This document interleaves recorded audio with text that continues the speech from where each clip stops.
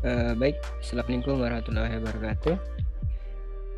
Perkenalkan, nama saya Bipul Karyanto dengan NIM 2024 1010 2042, mahasiswa Prodi Teknologi Informasi Fakultas Ilmu Komputer Universitas Jember.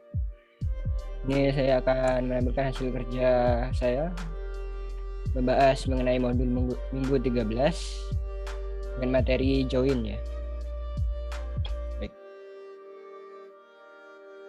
Jadi di sini sudah saya siapkan ya semua soal-soalnya, juga beserta dengan kodenya, jadi tinggal dijalankan saja. Jadi langsung saja dimulai. Untuk materi yang pertama ini basic-basicnya saja ya. Untuk nomor 6 itu tampilkan nama, produk, harga, serta nama kategorinya barang, terus berdasarkan nama kategorinya. Baik, untuk yang pertama mudah saja. Jadi kita mengambil dari dua tabel ya, produk sama kategoris. Di sini produk dijelaskan sebagai P dan kategoris sebagai C. Kemudian dari produk kita mengambil product name. Bentar, saya lihatkan dulu. Di sebelah kiri ada produk yang ada product name, kemudian di kategoris kita ngambil kategoris C. Ya, kategoris kita ngambil kategori name. Nah, di produk itu ada kategori ID yang nanti apabila sama dengan kategori yang di C itu baru bisa dijalankan. Jadi syaratnya adalah P kategori ID harus ada di kategori C. Di kolom di tabel kategoris. Jadi kategori ID-nya nih harus sama, baru bisa dijalankan. Kalau misal ada yang nggak sama gitu nanti dilewatkan, skip. Nah, jadi ya seperti ini, where P dari tabel P kategori ID sama dengan dari tabel kategoris dari tabel C kategori ID. Kemudian diurutkan berdasarkan kategori name ascending, secara ascending. Ya, seperti itu. Terus yang ditampilkan tuh dari tabel P itu product name, dari tabel P juga itu ada unit price, terus dari tabel C ada kategori name. Ya, yang lainnya sama ya, mudah saja, jadi langsung saja saya bacakan. Select dari tabel C company name, dari tabel O order ID, dari tabel O order date. Di mana O itu dari tabel orders, terus C itu dari tabel customers. Terus syaratnya where C customer ID sama dengan O customer ID. Diurutkan berdasarkan company name secara ascending. Oh ya, untuk yang nomor 6 ini ya tampilannya ya. Untuk nomor 7 coba kita jalankan. Ini apa ya? F5. F5 kita coba F5. Oh iya, bisa ya. Ya, ini hasilnya. Terurut berdasarkan company name. Kemudian nomor 8 tampilkan ID orders, tanggal orders. Kemudian ID barang yang dibeli pada order tersebut. Jadi ini ID order ya, dari tabel order. Kemudian ini order date, tanggal orders dari tabel order. Kemudian ID barang yang dibeli itu ada di orders details. Jadi ini dari tabel order details yang diambil produk ID. Kita coba jalankan. Oh, ini S-nya hilang.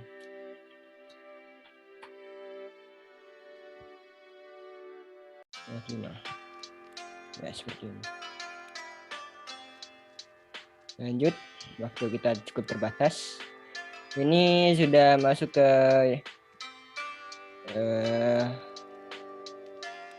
subbab bab yang dimana kita bisa mengambil menjoin lebih dari dua tabel sekaligus.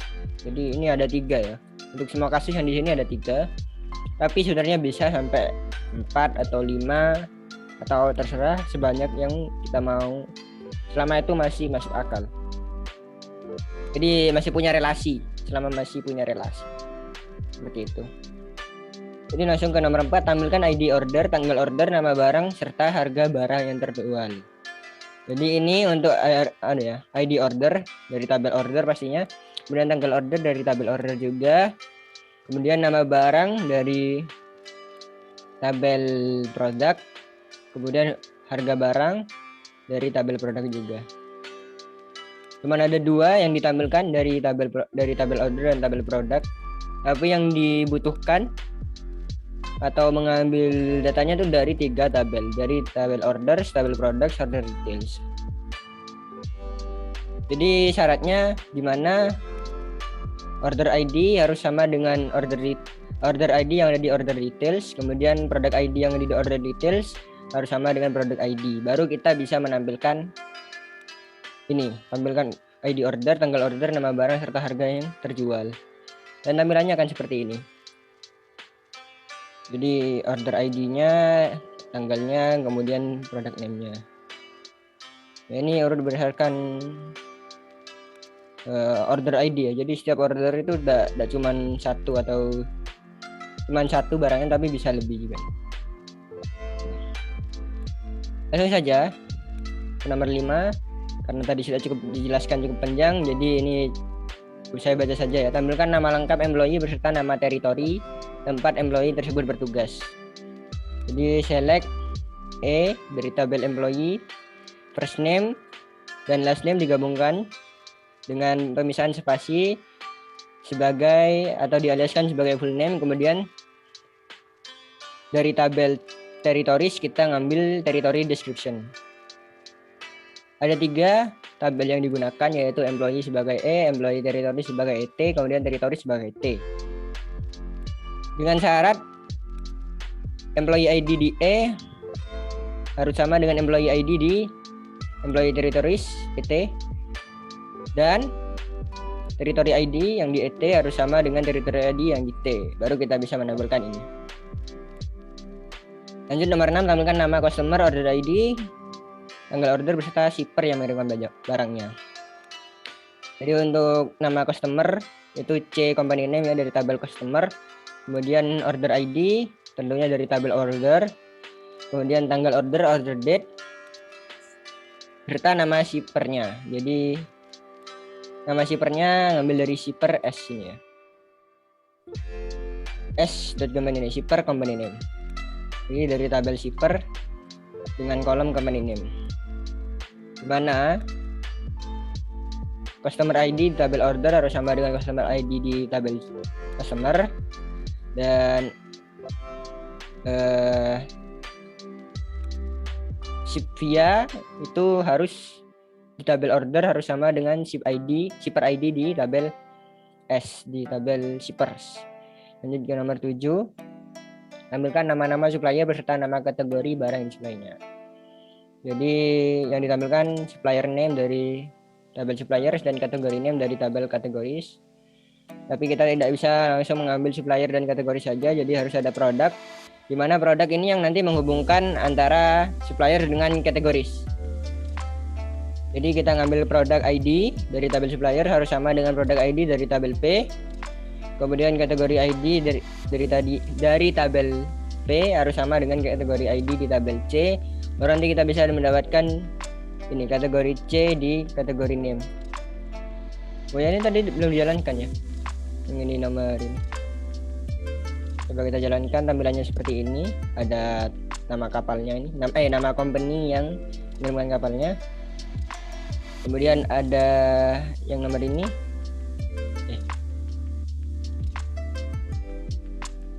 Oh ya, ini. Nomor 7 itu tampilannya seperti ini. Ada yang salah di s.supplier name. Supplier name did not exist. Kita lihat dulu apakah benar. Oh, ternyata harusnya company name, bukan supplier name.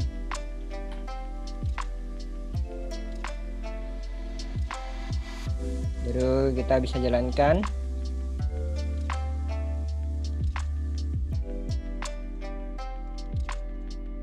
S supplier ID Oh, ternyata yang ada itu adalah supplier ID di produk, bukan produk ID yang ada di supplier. Kita balik.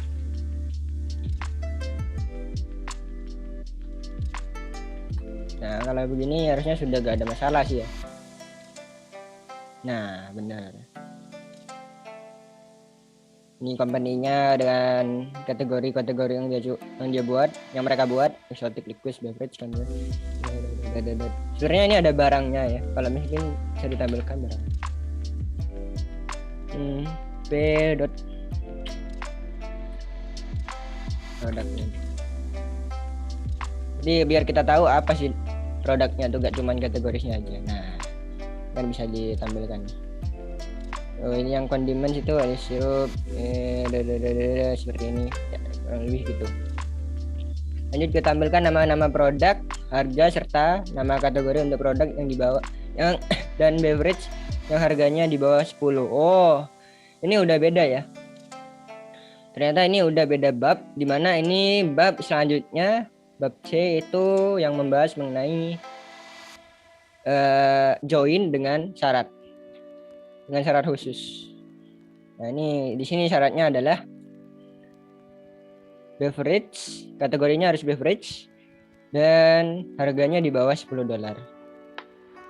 Sebenarnya sama semua kayak yang tadi yang bab pertama ya, mengenai ya yang basic tuh. Hanya saja di sini di where-nya itu kita tambahin dengan syarat yang telah disebutkan. Jadi sama lah, ambil product name dari tabel produk, unit price dari tabel produk, kategori name dari tabel kategoris, terus dengan syarat kategori ID harus sama dengan kategori ID di tabel kategoris maupun di tabel produk. Kemudian kategori name harus sama dengan beverage atau mungkin bisa diganti ILEC ya, lebih aman. Kemudian P unit price harganya tuh kurang dari 10. Bisa ya kurang lebih kayak gini lah. Udah pasti bener ini. Nah, jadi cuma ada dua ya. Yang produk dengan beverage terus harganya tuh di bawah 10. Mungkin lainnya di atas 10 kali. Kok cuma dua? Kan harusnya produk banyak. Ya, ternyata yang di atas 10 lebih banyak, ada 10. Sementara yang di bawah 10 cuma ada 2 tadi. Lanjut ke nomor 6. Nah, ini kok sangat tidak memuaskan sekali. Yes. Nah, seperti ini. Jadi untuk nomor 6, tampilkan nama perusahaan customer asal USA, order ID transaksi yang pernah dilakukan sebelum tahun 1997, serta tanggal pembelian terurut berdasarkan tanggal pembeliannya. Oke. Jadi tampilkan nama perusahaan, company name, order ID dari tabel order, terus order date ya, serta tanggal pembelian terurut dari order date dari tabel order pastinya.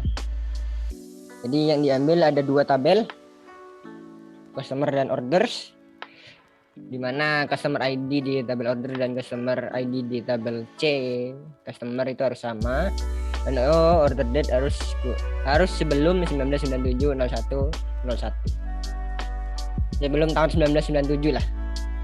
Dan di sini kayaknya ada yang kurang ya. Jadi tampilkan nama perusahaan customer asal USA. Di sini harus customer asal USA. Berarti harus ada C.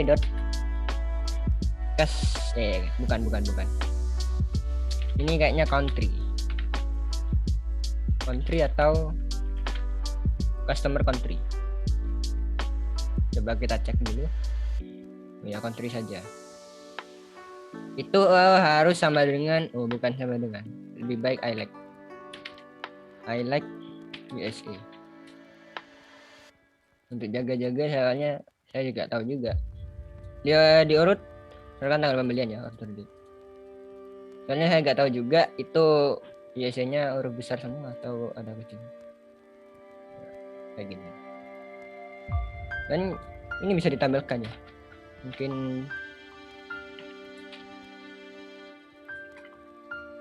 biar kelihatan kalau ini semua dari USA Nah, USA.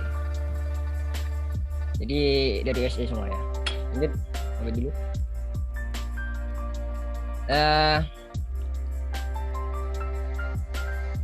Bertujuh, tampilkan nama customer, company name dari tabel customer, order ID, kolom order ID dari tabel order, tanggal order date, nama shipper itu ship name dari tabel orders juga. Yang mengirimkan barang untuk order yang tujuan pengirimannya sama dengan negara asal employee yang dilakukan setelah 1997. Jadi setelah 1997 ya di sini ya. Kemudian untuk syarat yang ini, tujuan pengirimannya sama dengan negara asal employee. Berarti kita ngambil tiga tabels, ambil datanya. Kirain kamera mati. Jadi karena ada data dari employee, jadi kita butuh data dari employee, jadi kita ngambil tabel employee juga, jelaskan sebagai E. Dan di sini O.ship country itu ship country ini adalah tujuannya. Tadi saya juga sudah ngecek kalau di orders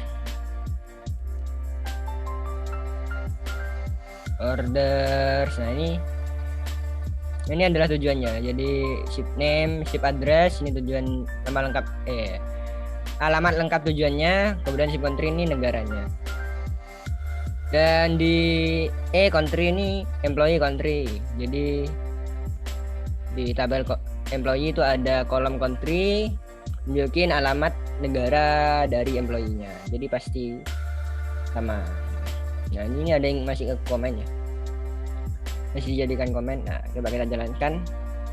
Nah, ini semua asal USA dan dilakukan setelah 1997. Dan untuk negaranya pasti dari negara asal si customer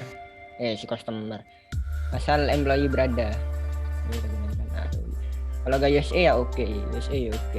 Padahal banyak ya, gak cuma USA UK, tapi karena employee-nya cuma berasal dari USA dan UK di Northwind ini, makanya cuma USA UK yang ditampilkan karena yang diminta pengirimannya sama dengan negara asal employee. Lanjut untuk produk yang harganya 5-10 dolar. Untuk produk yang harganya 5-10 dolar tampilkan nama nama supplier beserta nama kategori. Ya, ini gampang aja sih ya, pakai Bitwin kayak yang kemarin. Bitwin 5 dan 10 ini akan menampilkan semua barang yang harganya 5-10. Jadi biar lebih jelas lagi kita tampilkan aja ini price-nya. Oke. Jadi aman semua ya, nggak ada yang unit price-nya lebih dari 10 atau kurang dari 5.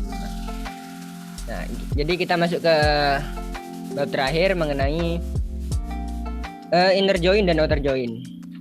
Jadi untuk yang nomor 4 yang tidak di bold itu bukan untuk menampilkan apapun, tapi ya adalah pertanyaan. Jadi kalau pertanyaan berarti dijawab, kalau perintah kita tampilkan.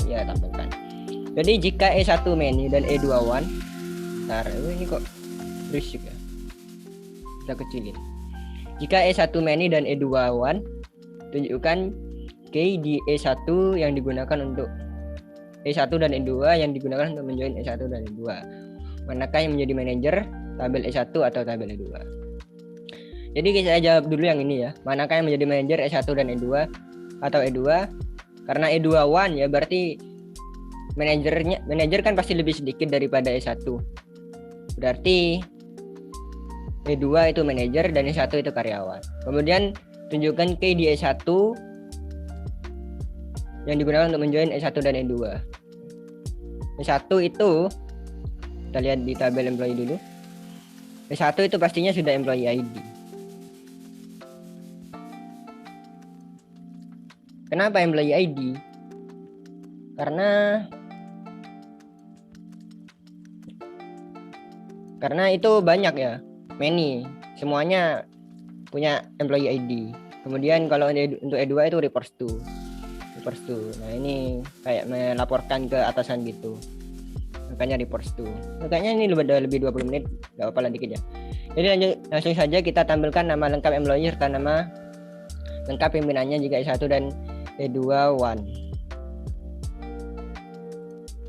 Nah, jadi pakai yang namanya fungsi inner join employee E2, sama aja kayak E1 first name, E1 last name. Jadi untuk ambilkan nama lengkap, nah ini sebagai pegawai karena kita ngambil dari E1. E2 first name dan E2 last name sebagai manager. Nah, di mana E1 itu reports to, harus sama dengan reports to. Kemudian E2 itu mereference kepada employee ID. Jadi kita tampilkan saja biar lebih gampang jelasnya. Nah, ini biar lebih gampang lagi juga ini jadikan fungsi.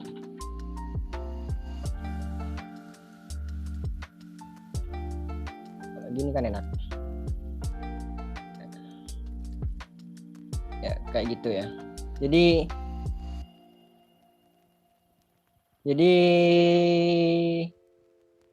ini bukan employee ID harusnya.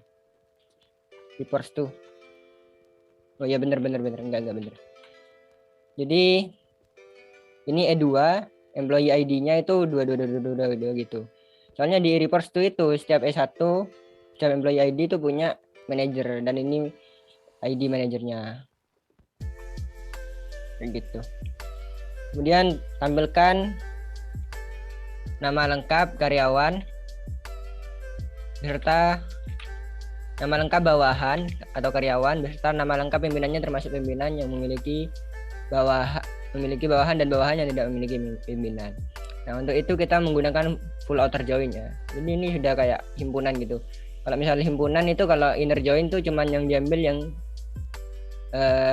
irisannya saja. Kalau yang ini itu semuanya. Jadi kayak semesta gitu. Kanan kiri diambil semua. Nah, kayak gini. Jadi ada yang employee yang tidak punya manajer, ada manajer yang tidak punya employee. Employee yang tidak punya manajer itu berarti manajer paling tinggi. Sementara manajer yang tidak punya bawahan itu berarti karyawan yang masih belum diangkat menjadi manajer, kayak gitu. Kan di E1 tuh lengkap tuh kan. Jadi kan E1 ini ngambil dari employee semua tuh. E2 juga ngambil dari employee, dari tabel employee. Jadi semua yang ada itu masuk gitu sebenarnya. Sama-sama nge-reference ke tabel employee sebenarnya E1 dan E2 ini. Tapi reference aslinya itu E1 ngambil dari reports to, E2 ngambil dari employee ID gitu. Ya, jadi karena udah lebih 20 menit, saya akhiri. Sekian dari saya. Wassalamualaikum warahmatullahi wabarakatuh.